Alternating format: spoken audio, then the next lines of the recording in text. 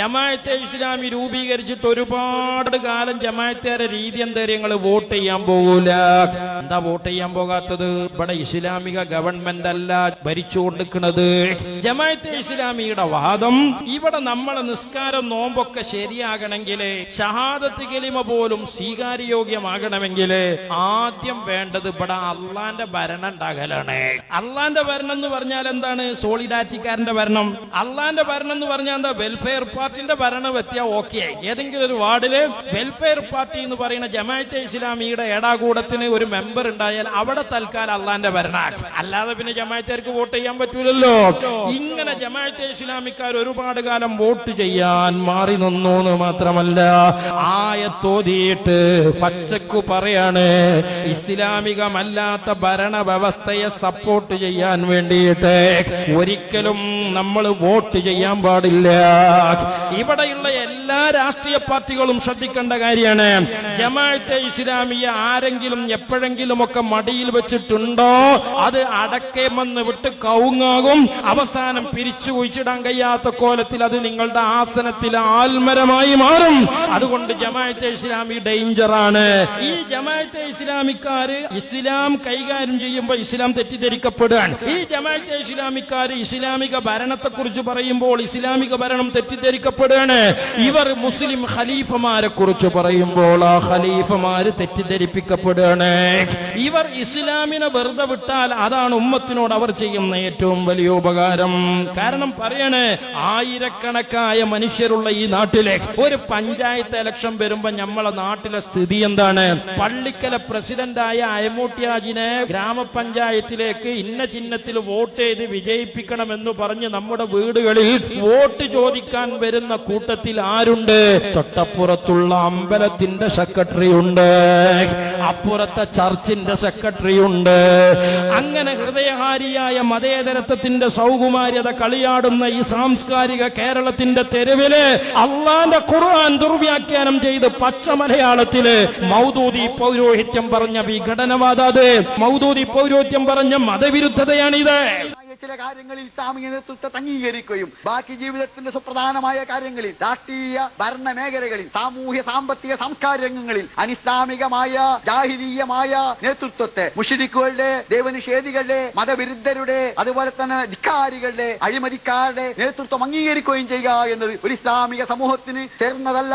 അത് ഇസ്ലാമിക സമൂഹത്തിന് അന്യമാണ്, അചിന്യമാണ് എന്നർത്ഥം. മാത്രമല്ല,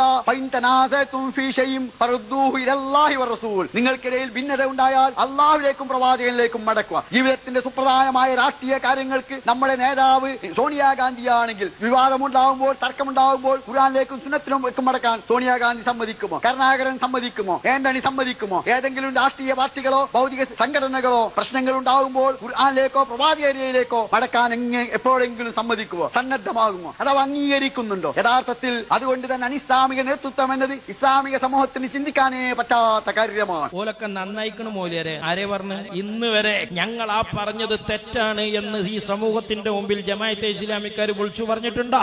ഉണ്ടോ? ഞങ്ങൾക്ക് അങ്ങനെ അമുസ്ലിമീങ്ങളുടെ കീഴിൽ രാഷ്ട്രീയ പ്രവർത്തനം നടത്താൻ പറ്റൂല എന്നുള്ള അഭിപ്രായമല്ല. അന്ന് ഞങ്ങൾ ആയത്തോതി പറഞ്ഞത് ശുദ്ധ അസംബന്ധമാണെന്ന് പറയാൻ ജമാഅത്തുകാർ തയ്യാറുണ്ടോ? ഇങ്ങനെ മുസ്ലിമീങ്ങളെ തെറ്റിദ്ധരിപ്പിച്ചതിന് ഉമ്മത്തിനോട് മാപ്പ് ചോദിക്കാൻ തന്റെ ഇടമുണ്ടോ? ഇല്ല.